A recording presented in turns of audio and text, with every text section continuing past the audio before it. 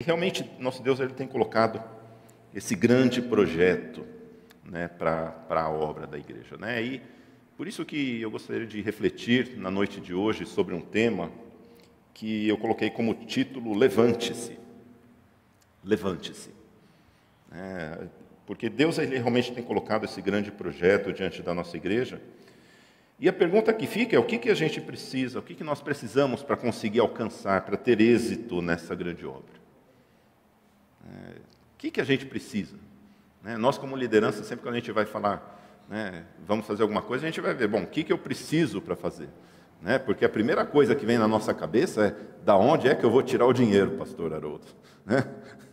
A gente que estava vendendo almoço para pagar a janta aqui na igreja, e graças a Deus as finanças estão indo bem, os irmãos têm contribuindo, a gente percebe isso, realmente tem sido uma bênção. Mas será que a gente precisa? Será que a gente precisa do quê? De dinheiro? Será que a gente precisa de pessoas? Será que a gente precisa de visão? A gente precisa de bons engenheiros, bons arquitetos, boas pessoas que saibam negociar, na questão imobiliária, de comprar um imóvel, um terreno. O que será que nós precisamos? Para isso eu gostaria de convidar você a abrir a palavra de Deus no livro de Neemias, no capítulo 2. Nós vamos ler do versículo 17 até o versículo 20. Neemias, no capítulo 2, nós leremos, porque se a obra é do Senhor, temos que ver o que o Senhor ele diz. Se nós queremos ter sucesso realmente. Vamos ver, então, mesmo assentados, Neemias capítulo 2, do versículo 17 até o versículo 20, diz assim: Então eu lhes disse, vocês estão vendo a miséria em que nós estamos, Jerusalém em ruínas, e os seus portões destruídos pelo fogo. Venham, vamos reconstruir as muralhas de Jerusalém, para nos livrarmos desta vergonha. E lhes declarei como a mão bondosa do meu Deus havia estado sobre mim, e também as palavras que o rei me havia falado. Então disseram, vamos nos preparar e começar a reconstrução. Então se prepararam para fazer esta boa obra. Porém, quando Sambalate, o horonita, Tobias, o servo-amonita, e um árabe chamado Gesem souberam disso, zombaram de nós e nos desprezaram, dizendo, o que é isto que vocês estão fazendo? Querem se rebelar contra o rei? Então lhes respondi, o Deus dos céus é quem fará com que sejamos bem-sucedidos. Nós, seus servos, vamos nos preparar e começar a reconstrução. Mas vocês não têm parte, nem direito, nem memorial em Jerusalém. Vamos orar mais uma vez. Pai, nós te agradecemos pela tua palavra. Te louvamos, Senhor Deus, porque é o Senhor quem tem colocado esse desejo em nossos corações de avançar com a tua obra, de fazer com que a tua obra cresça nessa cidade, de fazer com que o Evangelho de Jesus Cristo, Senhor Deus, possa verdadeiramente fazer como diz a tua palavra, Senhor Deus, fazer com que as portas do inferno não prevaleçam contra a tua igreja, Pai. Por isso, nós, em obediência à tua palavra, Senhor Deus, em obediência às tuas promessas, Pai, eis-nos aqui, Senhor, para fazer a tua vontade. Que o Senhor esteja indo à frente, abrindo os nossos olhos, abrindo os nossos corações, as nossas mentes, para entendermos qual a tua vontade, Senhor Deus. Abençoa o teu povo, Senhor Deus, abençoa, Pai, a cada um que está aqui nessa noite. E fala, Senhor Deus, de uma maneira especial aos nossos corações. Que sejamos transformados pelo teu poder, Senhor Deus, nessa noite nós te pedimos em nome de Jesus Cristo. Amém. Veja que não é a primeira obra que o povo de Deus vai fazer. Fique tranquilo que já muitas obras, eu mesmo já participei de outras obras. Quem já participou em obra em igreja no passado? Levanta a mão. Muitas pessoas, né? E eu gosto muito, né? A gente vai ter churrasco beneficente, vai ter, pastor? Glória a Deus, eu adoro essas coisas. Né? O povo fazendo bolo para vender, feijoada, e tem de tudo. Olha, é uma bênção, irmãos. Né? E, aliás, a gente precisa de energia para carregar o cimento, né? O tijolo. A gente precisa estar bem alimentado. É uma bênção isso. Né? E veja que na história do povo de Deus, não é a primeira vez, né, nós vamos fazer. A gente vem em Neemias, e tanto o livro de Esdras quanto o de Neemias, eles contam essa história de Jerusalém, de como foi reconstruído os muros de Jerusalém, logo depois que houve a invasão, né, anos depois da invasão de Jerusalém. Então, Neemias ele se levanta como um dos homens aí para a reconstrução, né? E essa história ela nos ensina aí como Deus agiu e como que essa obra pode ser realizada. Né? Existe uma receita de bolo aqui que nós devemos seguir. Se nós queremos que, assim como aquela obra foi bem sucedida, se nós queremos que essa obra que nós vamos fazer na igreja seja bem sucedida, ou qualquer outro projeto na nossa vida seja bem sucedido, isso é uma receita que ela dá certo. Né? Aliás, a palavra de Deus é uma maravilha nesse sentido, porque ela nos ensina a receita que nós devemos seguir. E quem já cozinhou alguma coisa sabe que quando a gente não segue a receita, não dão certo as coisas. Eu mesmo, quando a gente foi lá para o orfanato, os irmãos falaram, faz aí, né, um bolo. Né? Aí eu falei, pode deixar que eu sei fazer um bolo de banana, que é muito bom. E ele é gostoso. Quando eu acerto a receita, ele é muito gostoso. Né? Só que naquele dia, acho que eu usei um fermento, acho que ele estava vencido. Né? E realmente ele saiu, né, os irmãos de fé ainda conseguiram comer um pouco dele, mas ele estava difícil, confesso, irmãos, mas a gente vai, né, eu vou me redimir, eu prometo que eu vou fazer um bolo de banana para a gente vender aí na campanha.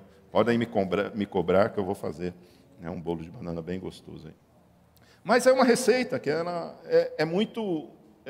ela mostra, nos ensina, se nós queremos realmente fazer com que esse projeto dê certo. Né? E eu coloquei 4 passos aqui, 4 coisas que nós devemos fazer se nós queremos que essa obra seja bem realizada. A primeira coisa é ter um coração contrito. Primeira coisa que eu quero dizer para você, tenha um coração contrito. E, meus irmãos, nós precisamos, por que isso? Porque nós precisamos entender que a chave para nós realizarmos a obra do Senhor, ou ainda qualquer projeto na nossa vida, é ter um coração contrito. Ter um coração contrito tem tudo a ver com fazer a obra. Não sei se vocês perceberam, eu até estava falando agora à tarde com o pastor Haroldo, uns momentos antes do culto, porque quando eu preparei essa mensagem, me chamou muito a atenção, porque Neemias, o capítulo 1, é totalmente voltado para o coração contrito, a constrição de coração de Neemias. Como ele se derrama diante de Deus. Depois a gente vai ler aqui um versículo que fala sobre isso.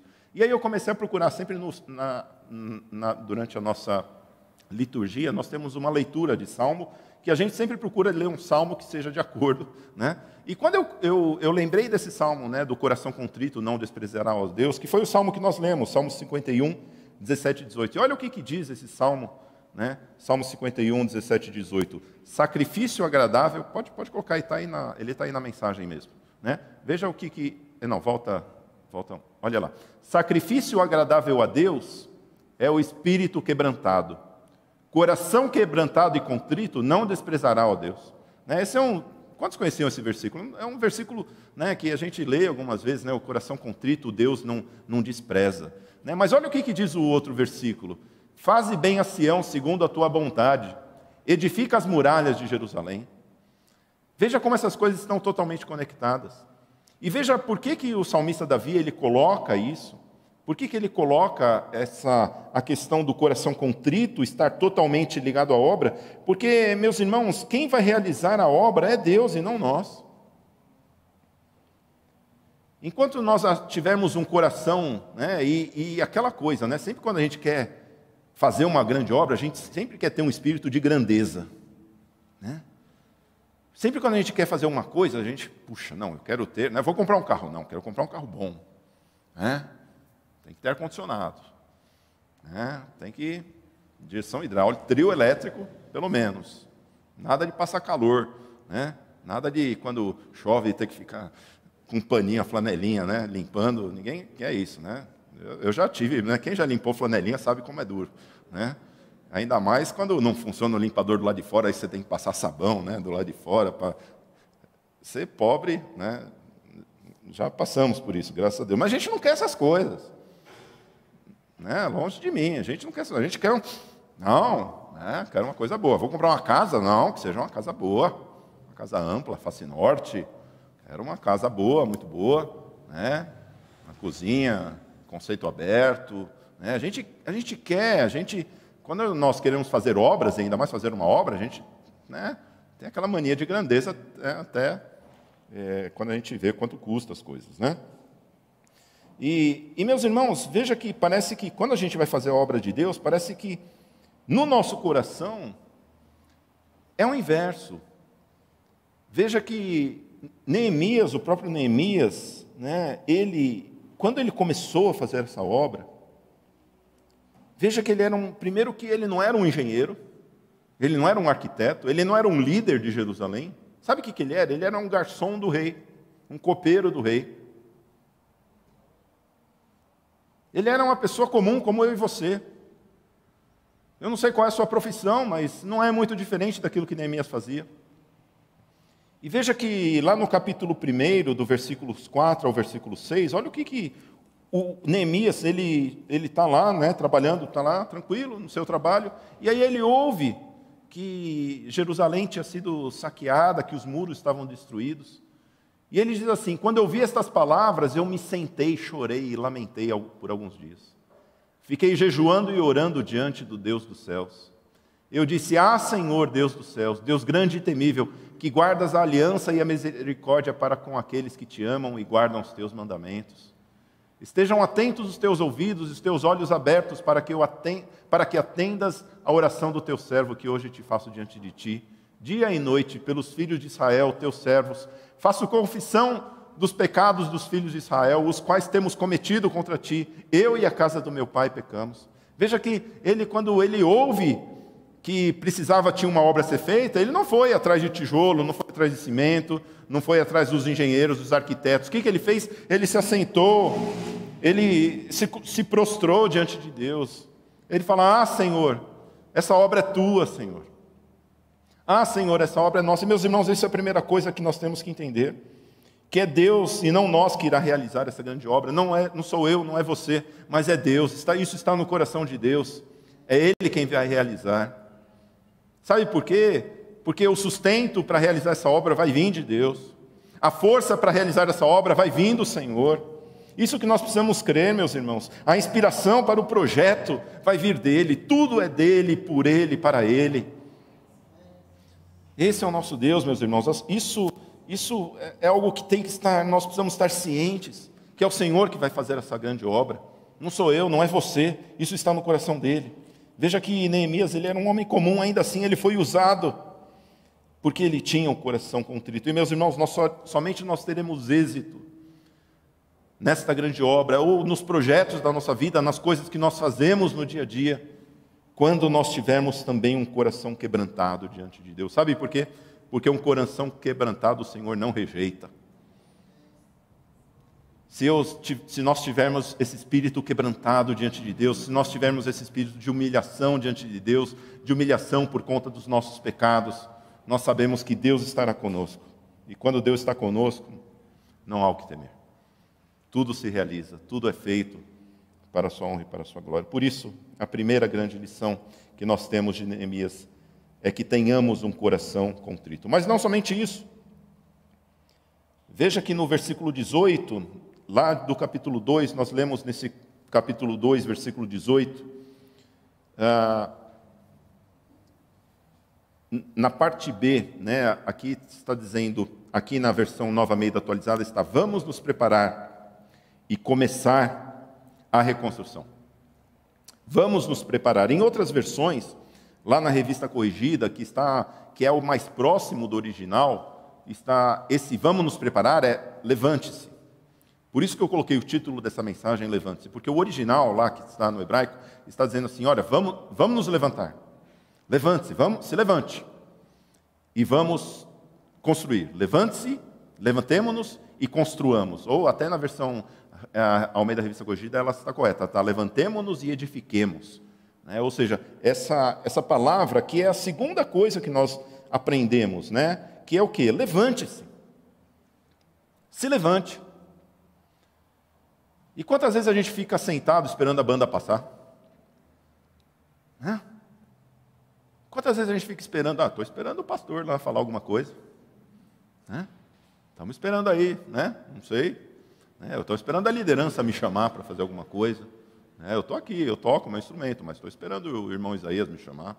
Eu sei da aula, mas estou esperando os irmãos virem falar comigo para me chamar. Está esperando a banda passar, né? E veja que o que a palavra de Deus, meus irmãos, está dizendo que nós devemos nos levantar. Veja o que diz lá em Efésios capítulo 5, versículo 14. Por isso é que se diz: desperte você que está dormindo, levante-se dentre os mortos, e Cristo o iluminará. Levante-se dentre os mortos, e Cristo o iluminará. É interessante a ordem que está falando aqui, né? Acorda você, está dormindo, se levanta e Cristo vai iluminar você. Porque sabe, porque a gente fica esperando o contrário. A gente fica esperando primeiro Cristo me iluminar. E aí que eu vou me levantar. Não é isso? Não é isso que acontece na nossa vida? Não, estou esperando Deus me dar a palavra, pastor. Quando Deus me der a palavra, aí sim eu vou me levantar e vou fazer. Cristo dá a palavra para pessoas que tomam posição. Cristo, Ele nos dá a palavra, meus irmãos, para aqueles que se levantaram, aqueles que tomaram posição na sua vida, aqueles que se levantaram. Veja que a obra do Senhor, a trabalhar na obra do Senhor, requer de nós postura, prontidão para a obra. Eis-me aqui, Senhor, eu estou aqui. É isso que Deus Ele quer de nós, é se levantar, é fazer, meus irmãos, com que possamos estar prontos para sermos usados por Deus. Sentados, não é isso que Deus quer, né? E veja, meus irmãos, que essa iluminação de Cristo, ela vem para aqueles que se dispõem ao trabalho. Por isso é necessário o posicionamento nosso. E o sucesso da obra da reconstrução, meus irmãos, a gente percebe que na verdade, quando a gente olha para o livro de Neemias, a gente percebe que o sucesso daquela obra, na verdade, foi o reflexo do sucesso de uma reconstrução espiritual daquele povo.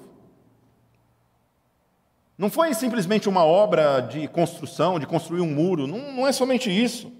Veja que, na verdade, isso foi consequência da obra do que Deus fez no coração daqueles homens.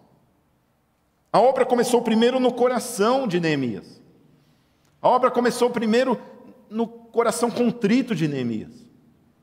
E a consequência disso foi que houve sucesso naquela obra. Veja, meus irmãos, que uma vida reconstruída faz com que os nossos projetos tenham êxito. Quando nós temos a nossa vida espiritual bem reformada, quando nós temos a nossa vida espiritual renascida, transbordante de alegria, transbordante, cheia do Espírito Santo de Deus, as coisas começam a dar certo na nossa vida. E é isso que nós precisamos entender, que é preciso se levantar, é preciso tomar posição para isso.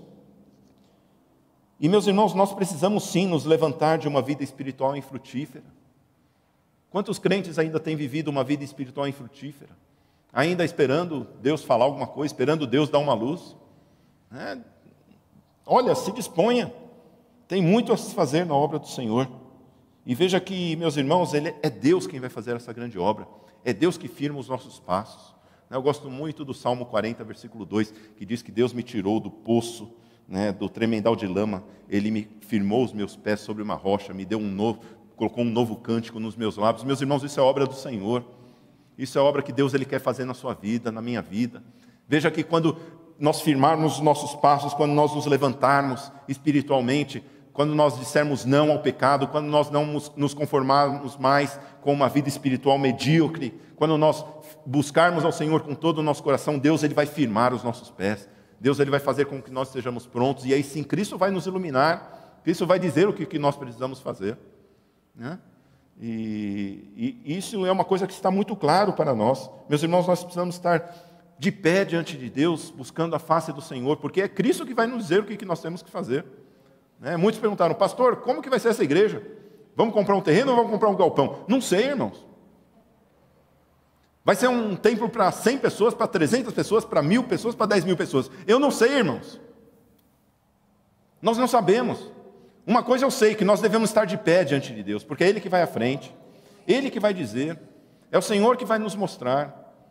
Quando nós nos dispomos diante de Deus, quando nós dizemos, eis-me aqui, Senhor, as coisas começam a acontecer. Assim foi com Neemias. Neemias, quando ele começou, ele nem sabia o que fazer. A primeira coisa que ele falou foi falar com o rei.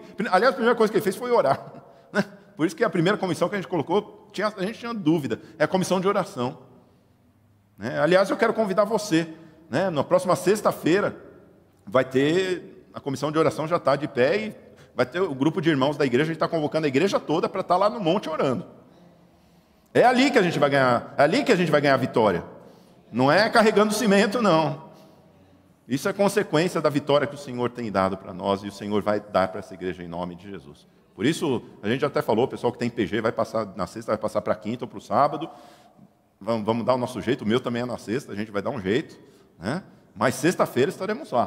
Contamos com você. Depois a gente vai colocar no grupo da igreja lá. Né? E, meus irmãos, olha, tenha certeza que a sua vida espiritual, quando sua vida espiritual estiver reconstruída, quando você estiver de pé, as coisas na sua vida elas vão acontecer.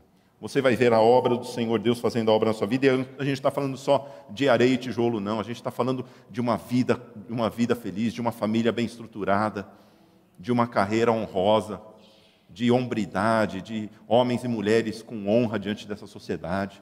É isso que nossa cidade, o nosso país tanto precisa. Por isso, levante-se, levantemo-nos. Mas não apenas levantemo-nos, mas edifiquemos também. Edifique. A gente não se levanta para fazer alguma coisa, né? Senão eu ficava sentadão no sofá lá. Aliás, é para isso que a gente quer. É para isso que nós queremos nos levantar, porque nós queremos ser usados por Deus. Sabe uma coisa? Se você se levantar, Cristo vai usar você. Deus vai usar a sua vida, creia nisso. Deus, Ele quer usar a sua vida, está esperando apenas nós nos levantarmos. Quando nós nos levantarmos, quando nós dissermos, eis-me aqui, Senhor, envia-me a mim, Deus vai enviar, fica tranquilo. Deus, Ele vai usar as nossas vidas, é isso que Deus quer, Deus só está esperando essa postura nossa. Por isso, olha o que diz, é interessante que lá em 1 Coríntios, capítulo 14, versículo 12, diz assim, assim também vocês, visto que desejam dons espirituais, procurem progredir para a edificação da igreja. Veja que enquanto nós nos colocamos de pé, enquanto nós buscamos a Deus, enquanto nós buscamos a presença de Deus, enquanto nós buscamos estar cheios do Espírito Santo, e quando o Espírito Santo ele nos enche, ele traz dons consigo, ele faz com que nós comecemos a transbordar. Veja que isso edifica a igreja. E meus irmãos, veja que os dons espirituais são uma peça-chave para a edificação do corpo de Cristo. Em todos os sentidos. Veja que a palavra de Deus diz, o próprio apóstolo Paulo diz lá em 1 Coríntios 12, 1 Coríntios 14, que os dons espirituais eles são para a edificação. E veja que nós queremos edificar, nós não queremos apenas levantar tijolos, não, meus irmãos. Porque nós somos as pedras vivas que Deus colocou. Deus, Ele quer, quando nós cantamos aqui, que o inferno não prevalecerá, que a igreja do Senhor ela vai estar adiante, triunfante. São as pessoas, somos nós. Mais vidas. Ontem, na caminhada de oração, foi muito bonito ver a igreja saqueando as portas do inferno. É isso que Deus quer, meus irmãos. Essa igreja que vá à frente, uma igreja que triunfe, uma igreja que ora, uma igreja que evangeliza. Não uma igreja que vem assistir um sermão gostoso no domingo. Um clubinho. Não é isso que Deus quer. Isso não é igreja. Vamos parar com isso, irmãos. Deus, Ele quer mais de nós. Creia nisso. Creia que Deus, Ele pode fazer com que sejamos triunfantes. Que seja uma igreja que seja triunfante, uma igreja que evangelize, uma igreja que batize, uma igreja que discipule, que faça discípulos de todas as nações. É isso que Deus Ele quer de nós. Essa é a nossa missão. Foi para isso que Deus chamou eu e você. Não foi para ficar um domingão gostoso aqui, sentadinho, assistindo um bom louvor, uma boa mensagem. Não é isso. Isso não é igreja. E veja que a peça fundamental realmente são os dons espirituais. São as ferramentas que Deus colocou. Assim como fazemos a obra, precisamos aí de uma pá de pedreiro, cimento, areia, vai precisar aí de várias ferramentas, uma betoneira, vai precisar de um monte de coisa. Se nós queremos construir essa igreja, se nós queremos fazer com que essa igreja cresça, a ferramenta que temos são os dons espirituais. É aquilo que Deus colocou na sua mão. E veja que assim como numa obra, um vai estar com a pá, o outro vai estar com a enxada, o outro vai estar aí com sarrafo, vai estar com um monte de coisa. Assim é na igreja, assim são os dons espirituais. Deus colocou ferramentas na sua mão que só você tem. E se você não usar, esse prédio vai sair torto. E o que eu estou falando da igreja, das pessoas. Por isso, meus irmãos, é a diversidade de dons que fará essa igreja ser edificada, e não apenas espiritualmente, mas também fisicamente, porque a gente tem a tendência a espiritualizar tudo na igreja. né? A gente tem a tendência a espiritualizar muito, né? Nós como ocidentais temos essa tendência, né? E os orientais não tanto, né? Não tem muito essa tendência. Por isso que o médico oriental, né? O irmão Isaías que pode dizer isso melhor, né? Conhece a medicina oriental, né? Ele trata corpo, alma e espírito, sabe que está tudo ligado lá, né? E a gente sabe que às vezes uma doença do espírito reflete no corpo também. E a gente só quer tratar da parte espiritual. Não, a parte do corpo deixa. Mas está tudo ligado, irmãos. Como que a gente sabe isso? Porque nos dons a gente vê isso. Tem dons que são estritamente espirituais, mas tem dons que são estritamente de serviço. A hospitalidade, por exemplo, é um dom que é um dom prático. É um dom de servir as pessoas. E a hospitalidade também, e às vezes nós nos esquecemos, né?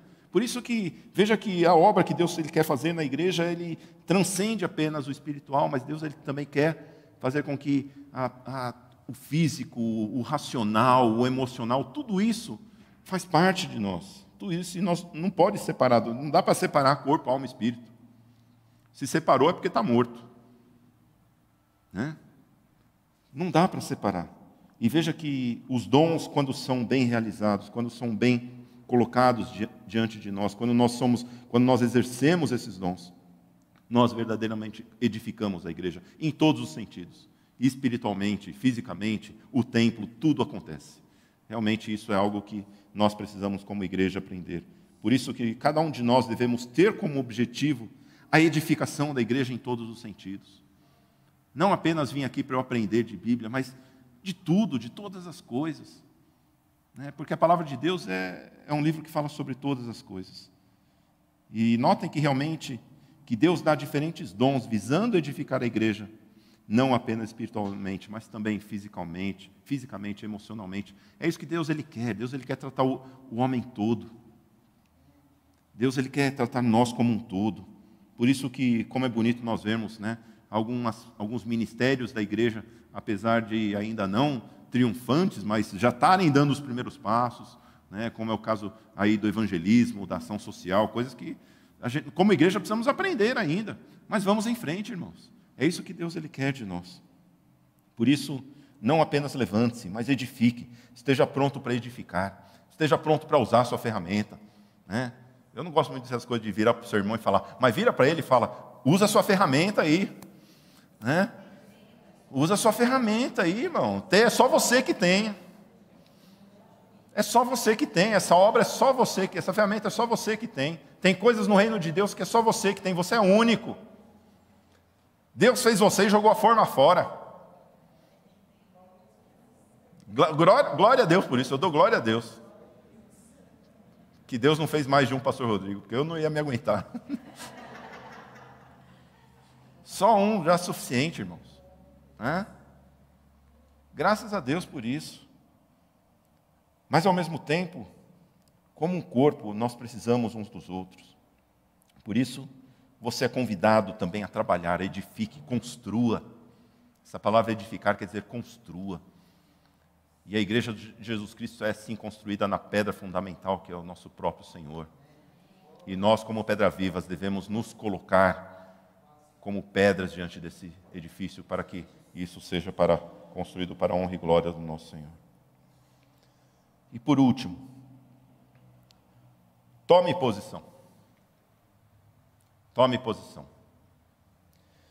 Veja que na história aqui da reconstrução dos muros de Jerusalém, existiram dois tipos de pessoas só. Existiam aqueles que trabalhavam, e existiam aqueles que criticavam. Só existiam esses dois tipos de pessoas. Tinha os que estavam trabalhando e tinha o que estava dando pitaco. Já viu flanelinha? E como tem flanelinha na igreja? Sabe o que é flanelinha? Sabe quando você está de motorista, né? Aí o cara fica lá atrás, vem. Não, mas para a direita, para a esquerda, vai para a direita, para a esquerda.